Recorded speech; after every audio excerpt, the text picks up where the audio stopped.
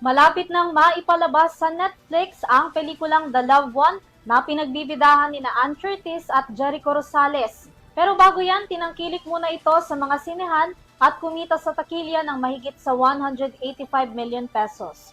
Ito ngayon ang kabuuan ng balita mula kay Sam Martos. Hindi pa man natatapos ang buwan ng February, pumalo na kagad sa takilya ang pelikulang The Loved One na pinagbibidahan ng aktor at aktres na sina Ann Curtis at Jericho Rosales. Inanunsyo yan ng Viva Films sa kanilang social media post kung saan nagpasalamat sila dahil umabot sa mahigit 185 million global gross income ang kanilang kinita sa loob lamang ng 2 linggo.